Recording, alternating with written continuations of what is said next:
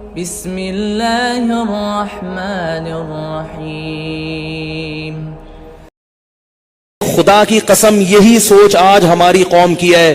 خانقاہوں میں مراقبے کروائیں گے، محاسبے کروائیں گے، مدرسوں میں پڑھائیں گے، یونیورسٹیوں میں پڑھائیں گے، جب اس کے دماغ پہ شہوت چڑھے گی اس کو شادی کا مشورہ نہیں دیں گے، اس کو کہیں گے محاسبہ کرو، مراقبہ کرو، فلاں بزرگ کا بیان سنو، تبلیغ میں چلہ لگاؤ، 4 مہینے لگاؤ۔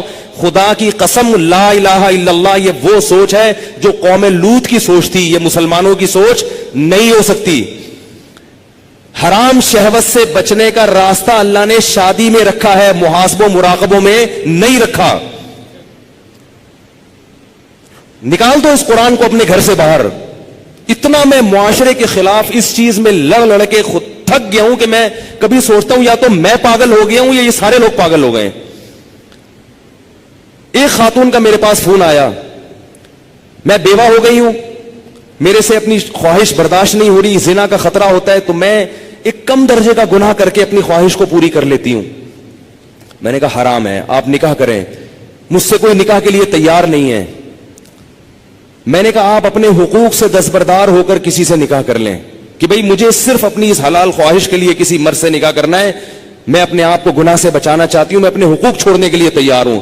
میں نے کہا کر لے گا نکاح، کیونکہ اللہ نے عورت کی خواہش کے لیے مرد کو بنایا اور مرد کے لیے عورت کو، اس کے علاوہ کوئی راستہ اسلام میں حلال نہیں ہے۔ اور اس مرد سے بھی قیامت کے دن سوال ہوگا جو اتنی بیوہ اور اس جیسی لاکھوں عورتیں بیٹھی ہوئی ہیں، حرام طریقے سے خواہشات پوری کر رہی ہیں، اور جب اس کمبخت سے کہا جاتا ہے کہ تو نکاح کر لے تو کہتا ہے مجھ میں نکاح کی طاقت نہیں ہے، جبکہ انٹرنیٹ پر روزانہ ننگی فلمیں دیکھ رہا ہوگا، اتنی شہوت ہے، روزانہ اور طریقوں سے اپنی حرام خواہشات پوری کر رہا ہوگا، اور بڑے بڑے قوم میں کارنامے سر انجام دے رہا ہوگا جن کے لیے اچھا خاصا حوصلہ چاہیے۔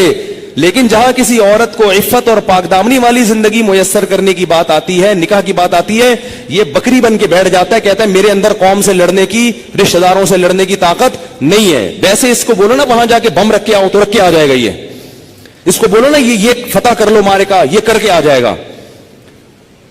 تو بھائی یہ طریقہ نہیں ہے۔ اللہ نے سورہ نور میں نظروں کی حفاظت کا حکم دیا، اور اگلی آیت میں اللہ نے نکاح کا حکم دیا ہے، آلٹرنیٹ فوراً بتایا ہے۔ تو اللہ نے صرف اور صرف مرد عورت کو ایک دوسرے کے لیے پیدا کیا ہے، اور ہن لباس لکم وانتم لباس لہن، فرمایا عورت تمہارے عیب پہ پردہ ڈالے گی اور تم اس کے عیب پہ۔ شہوت اللہ نے دونوں میں رکھی ہے۔ جو یہ کہتا ہے نا نہیں ہے، خدا کی قسم جھوٹ بولتا ہے، وہ جھوٹ بولتا ہے۔ وہ کوئی کہتا ہے وہ اتنی نیک عورت ہے اس میں شہوت نہیں ہے، خدا کی قسم جھوٹ بول رہا ہے۔ جیسے بھوک لگنے کا تعلق آپ کے نیک ہونے یا نہ ہونے سے نہیں ہے، تو سیکچول ڈیزائرز جو ہیں اس کا کسی کے نیک یا برے ہونے سے تعلق نہیں ہے۔ اتنی یہ کامن سینس کی بات ہے، یہ سمجھ میں نہیں آ رہی بھائی، اتنی کامن سینس کی باتیں ہیں، اس میں کون سی میں ایسی باتیں کر رہا ہوں جو سمجھ میں نہ آئے، اس پہ میرے اوپر الزام لگتے ہیں، پتہ نہیں کیا سکھا رہا ہے لوگوں کو۔ تو یہ جو الٹے کام آج کل ہو رہے ہیں نا، لڑکیاں بھی کر رہی ہیں، یونیورسٹیاں جانے والی لڑکیاں، کالج جانے والی لڑکیاں میرے پاس فون آتے ہیں، ہم یہ کر رہے ہیں، ہم یہ کر رہے ہیں۔ میں کہتا ہوں کیوں بھائی؟ کہہ رہے ہمارے اندر ڈیزائرز پیدا ہوتی ہیں، ہم کیا کریں مفتی صاحب، رشتے ہی نہیں آتے۔ اور لڑکا بھی کر رہا ہے، ان سے بولو کہ بھائی تم شادی کیوں نہیں کرتے؟ پیسے ہی نہیں ہے، کیسے کر لیں شادی؟ پیسے ہی نہیں ہے۔ گرل فرینڈ کے لیے پیسے کہاں سے آ جاتے ہیں بھائی تمہارے پاس؟ نکاح کے لیے یہ دماغ سے نکال دو کہ پیسوں کی ضرورت ہوتی ہے۔ یہ دنیا کا سب سے بڑا جھوٹ ہے کہ شادی کے لیے پیسے چاہیے۔ او بھائی شادی ایجاب و قبول کا نام ہے، خدا کی قسم نہیں چاہیے پیسے شادی کے لیے۔ اگر شادی کے لیے پیسے چاہیے ہوتے تو اللہ قرآن میں نکاح کا حکم دینے کے بعد غریب اور فقیر کو الگ سے ترغیب نہ دیتا۔ اللہ کہتے اگر فقیر ہونا تو اللہ دے دے گا پیسے، کر لو شادی۔ اگر نکاح میں پیسوں کی شرط ہوتی کہیں بھی کسی بھی درجے میں تو اللہ کیا کہتے جن لوگوں کے پاس پیسے نہیں ہیں وہ صبر کریں۔ اللہ نے تو نہیں کہا۔ اب آپ کہیں گے جب پیسے نہیں ہے تو کیسے شادی ہوگی؟ نکاح نام ہے ایجاب و قبول کا۔ بھائی کسی لڑکی سے عقد کر لو، ایگریمنٹ کر لو کہ میں تمہیں اپنے نکاح میں لیتا ہوں، وہ اس کہ ہاں میں نے قبول کیا، گواہ سن رہے ہو، یہ بات ہو گیا۔ اب اگر پیسے نہیں ہے تو اس کو بتاؤ بھائی پیسے نہیں ہے میرے پاس، تم میرے گھر آ کے رہنا چاہتی ہو تو میرے ذمے تمہارا خرچہ ہے، لیکن یہ ہے میرے پاس، میں جتنا خود کھا رہا ہوں اس میں سے آدھی روٹی تمہیں کاٹ کے دے دوں گا۔ بہت مشکل ہے۔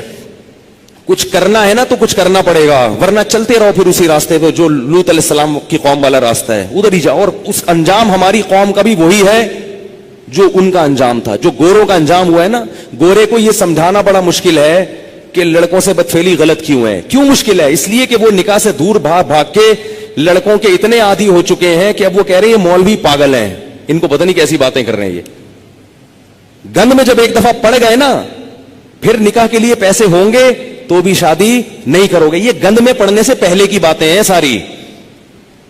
پاکیزہ زندگی گزارو اللہ کے بندو, نکاح کرنا پیغمبروں کی سنت ہے, اور نکاح کے علاوہ راستہ اختیار کرنا یہ جہنمیوں کا طریقہ ہے, یہ پیغمبروں کا طریقہ نہیں ہے. موسیٰ علیہ السلام کے پاس کتنے پیسے تھے تو انہوں نے شادی کر لی تھی؟ کچھ بھی تو نہیں تھا. لڑکی کے باپ نے کہا 10 سال بکریاں چراؤ گے؟ انہوں نے کہا قبول ہے, چراؤں گا. انہوں نے کہا شادی تو ہو, چلو 10 سال بکریاں چلائیں گے, شادی تو ہو. ہمارے نبی کے پاس کتنے پیسے تھے جو انہوں نے 9 بیویاں رکھی ہیں, 11 شادیاں کی ہیں. ہمارے نبی کے پاس تو کچھ بھی نہیں تھا. بخاری میں حدیث ہے کہ ایک شخص آیا, لوہے کی ایک انگوٹھی نہیں ہے, نبی نے اس کا بھی نکاح کرایا, ان کی بھی شادی کرائی. تو بھائی جو کھا رہے ہو آدھی روٹی کس کو دے دینا؟ بیوی کو. بولے بھائی میں ابھی تو یہی کر سکتا ہوں. اگر مزے سے رہنا چاہے ٹھیک ہے, جانا چاہے بولے ٹھیک ہے طلاق لے لو, میں پھر کہیں اور کرتا ہوں. مل جائیں گی آپ کو انشاءاللہ, کرنا ہی نہیں چاہتے ہو. اور عورت کو بھی شوہر مل جائے گا. اور اگر اس لڑکی کو خرچہ نہیں مل رہا شوہر کی طرف سے تو کم از کم اس کی سیکچوئل ڈیزائرز تو پوری ہوں گی نا حلال طریقے سے, یہ ضرورت تو پوری ہو جائے گی نا. بھائی نکاح کر لے کہ بھائی مجھ میں بھی یہ خواہش ہے, میں حرام سے بچنا چاہتی ہوں, نکاح کر لیا مرد نے, اب کم از کم ان کو میاں بیوی کو ایک اپنی خواہش پوری کرنے کے لیے لباس تو مل جائے گا, ادھر ادھر منہ تو کالا نہیں کریں گے. رخصتی اس وقت کر لیں گے جب پیسے ہوں گے. آپ بولو بھائی میں اپنی آدھی روٹی کاٹ کے تمہیں نہیں دے سکتا, میرا پیٹ نہیں بھرتا, تم وہیں رہو, پہلے سے ایگریمنٹ کر لیں. نکاح صرف نان نفقہ اٹھانے کے لیے نہیں ہوتا, زنا سے بچنے کے لیے بھی ہوتا ہے. بلکہ نکاح کا تو بنیادی مقصد زنا سے بچنا, اولاد پیدا کرنا ہے. یہ ذمہ داریاں تو اللہ نے ایک نظام کو چلانے کے لیے مرد کے کندھوں پہ ڈال دی ہیں, ورنہ نکاح کا بنیادی مقصد یہ نہیں ہے. اگر یہ مقصد ہوتا تو محمد صلی اللہ علیہ وسلم حضرت خدیجہ سے شادی نہ کرتے, کیونکہ حضرت خدیجہ کے پاس پیسے تھے, ہمارے نبی کے پاس پیسے نہیں تھے. ذمہ داری اٹھانے کے لیے اگر شادی ہوتی تو خدیجہ سے, ہمارے نبی کی ذمہ داری حضرت خدیجہ نے اٹھائی ہے. نہیں آ رہی بات سمجھ میں؟ پہلی شادی جو ہمارے نبی کی ہوئی ہے اس میں ذمہ داری کس نے اٹھائی ہے؟ حضرت خدیجہ نے. حضرت خدیجہ فرمائے میرے پاس مال بہت ہے, شریف آدمی نہیں مل رہا کوئی, تو آپ نکاح, آپ شریف ہیں ٹھیک ہے. تو 2 فائدے ہمارے نبی کو اللہ نے دے دیے, ایک بیوی مل گئی اور اللہ نے مالی لحاظ سے غنی کر دیا. تو باقی سب چیزیں بعد میں ہیں. سب سے پہلے اپنے آپ کو حرام کام سے بچنے کے لیے نکاح کرو. تم گناہوں میں پڑو گے, تمہارے ماں باپ کو اس پہ تکلیف نہیں ہوگی. آج کل نہیں ہوتی ماں باپ کو تکلیف, وہ کہتے ہیں زنا کرتا رہے, کچھ بھی کرتا رہے, بہو گھر میں آئی تو ٹانگیں توڑ کے نکال دیں گے, کیونکہ یہ بہو ہماری جائیدادیں کھا جائے گی, یہ ہمارے پراٹھے کھا جائے گی, اب 1 انڈا پکڑا ہے 2 انڈے پکیں گے. وہ یہی سوچتے رہتے ہیں. اتنا چھوٹا دل. ابے بھائی اللہ نے جس نے تمہیں کھلا لیا, یار اگر بہو ایک گھر میں آ گئی 2 روٹی زیادہ پک جائے گی نا, اور کیا ہوگا, 2 روٹی زیادہ پک جائے گی. اللہ نے ایک دوسرے کے لیے پیدا کیا ہے, اور بالغ ہوتے ہی یہ خواہش رکھ دی ہے. رکھنا اس کی علامت ہے کہ ہم ان دونوں کو نکاح کی ضرورت ہے. گوروں کے ہاں نکاح پر پابندی ہے, تو 13 سال کی لڑکیوں کے بوائے فرینڈ پھر کیوں ہوتے ہیں؟ اس لیے کہ ان میں یہ ڈیزائرز پیدا ہو چکی ہوتی ہیں. تو لوط علیہ السلام قوم کو کہتے کہتے تھک گئے کہ شادی شادی شادی شادی. وہ یہ نہیں کہہ رہے کہ میں نے خانقاہ کھولی, اس میں مراقبہ کرواؤں گا, تمہیں محاسبہ کرواؤں گا, چلہ کرواؤں گا, اور پھر بزرگوں کے بیانات سنو گے تو تمہارے دل سے یہ نفرت نکل جائے گی. یہ نہیں کہہ رہی لوط علیہ السلام. یہ 4 مہینے لگواؤں گا تبلیغ میں تم سب کے. ایسا آدمی 4 مہینے کے لیے نکلے گا نا, وہاں لوگوں کو خراب کر دے گا. یہ جو شہوت پرست آدمی ہے نا, جس کو حلال خواہش پوری نہیں ہو رہی, یہ تبلیغ کا ماحول جا کے کیا کرے گا؟ اس کو مدرسے میں چھوڑو گے, مدرسے کے طلبہ کو بگاڑ دے گا. اس کو بچوں کا استاذ بناؤ گے, قاری بناؤ گے, بچوں کو پیل دے گا. یہ اللہ معاف فرمائے, میں بہت برے الفاظ استعمال کروں, لیکن ہو رہا ہے یہ سب کچھ, بچوں کو خراب کر دے گا. یہ میں تو کہتا ہوں مدرسوں میں ایسے قاری کو رکھا نہ جائے جو شادی شدہ نہ ہو. رکھا کتنا ہی ایسے پیر اور مرشد سے بیعت نہ ہو جو شادی شدہ نہ ہو. بیعت ہوگے نا, شیطان اس کو تمہارے خلاف, اگر کوئی نیک خوبصورت مرید جا کے بیعت ہو گیا نا تو شیخ کا اس پہ دل آ جاتا ہے. بھائی اللہ نے نظام نہیں رکھا نا.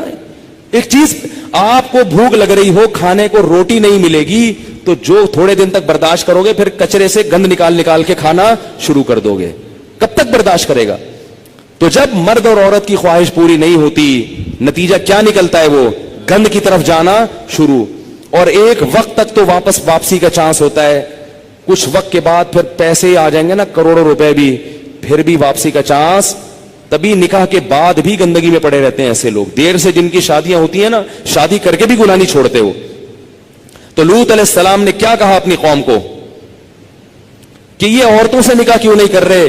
قوم جواب میں کہہ رہی ہے ما لنا فی بناتک من حق, ہمیں عورت سے نکاح میں دلچسپی ختم نہیں ہے. اس سے پتا چلا کہ گناہوں میں جب پڑو گے تو حلال کی لذت بولو نا ختم ہو جائے گی, ختم ہو جائے گی. اور یہی ہو رہا ہے ہمارے معاشرے.